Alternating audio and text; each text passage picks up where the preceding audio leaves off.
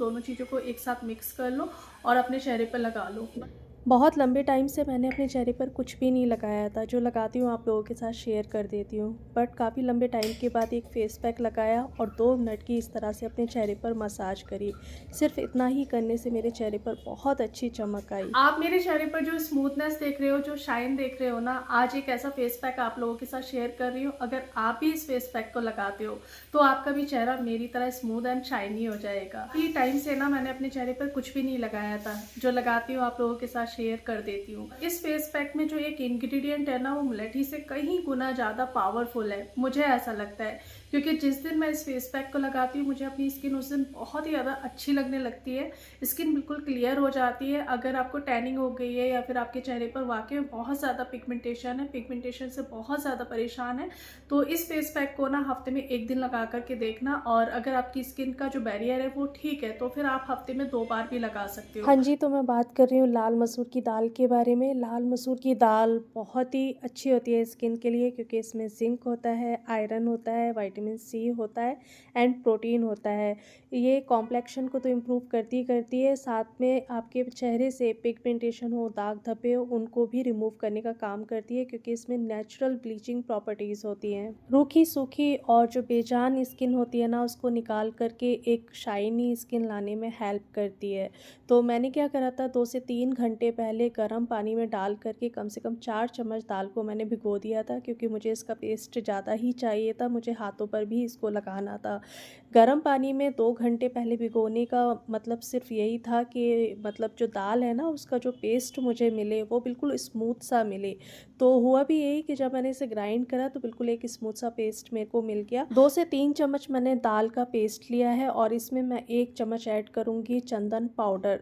चंदन powder में anti inflammatory और anti bacterial properties होती हैं, जो आपकी स्किन की प्रॉब्लम को भी ठीक करता है और आपकी स्किन को बहुत ही ज़्यादा क्लियर और शाइनी भी बनाता है, क्योंकि इसमें एंटीऑक्सीडेंट्स भी होते हैं। चंदन पाउडर अगर आपके पास ओरिजिनल है तो ये आपके चेहरे की चमक को बढ़ा सकता है, डलनेस को ख़त्म करता है। इसमें मैं 1 चम्मच डालूंगी ग्लीसरीन। अच्छे से मिक्स कर लीजिए, एक स्मूथ सा और एक जेल टाइप का आपको पेस्ट मिल जाएगा।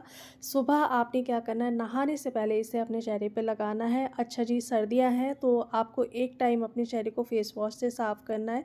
आपका फेस वॉश बिल्कुल माइल्ड होना चाहिए, झाग बिल्कुल भी नहीं होने चाहिए। जितना आपके फेस वॉश में झाग होंगे, आपकी स्किन उतनी ही ज़्यादा रूखी होगी, आपकी स्किन उतनी ही ज़्यादा खिंची खिंची होगी।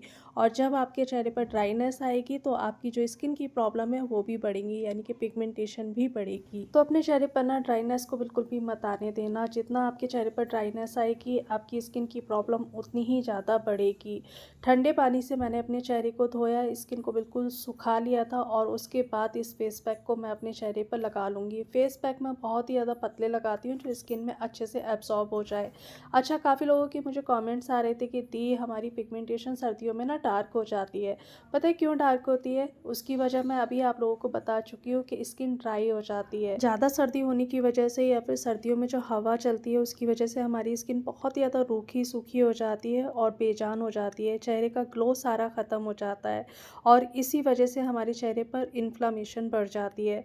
हमारी स्किन खुद को इन्फ्लामेशन से या फिर ड्राइनेस से बचाने के लिए मेलानिन ज़्यादा बनाने लगती है, और जब मेलानिन ज़्यादा बनता है तो जो पिगमेंटेशन होती है वो और ज़्यादा डार्क नज़र आने लगती है। तो पानी का इंटेक अच्छे से करें, डाइट अच्छी से लें, हरी सब्जियां खाएं और जूसी फल खाएं। सर्दियों में ना बहुत ज़्यादा आलस आती है फल वल खाने में, तो आलस नहीं करनी है, अपनी डाइट अच्छी रखनी है। चलिए, 10 मिनट के बाद फेस पैक सूखा नहीं था, लेकिन फिर भी मैंने उसको धोया और धोने के बाद ना अपने चेहरे को अब मैं पोछूंगी नहीं, क्योंकि मैं अपने चेहरे पर मसाज करूँगी। अगर हफ्ते में 2 दिन आप इस तरह से अपने चेहरे पर मसाज कर लेते हो तो ये मसाज भी ना स्किन की प्रॉब्लम के लिए बहुत अच्छी है। मैंने थोड़ा सा एलोवेरा जेल लिया था, इसमें मैंने ऐड करा है ऑलिव ऑयल।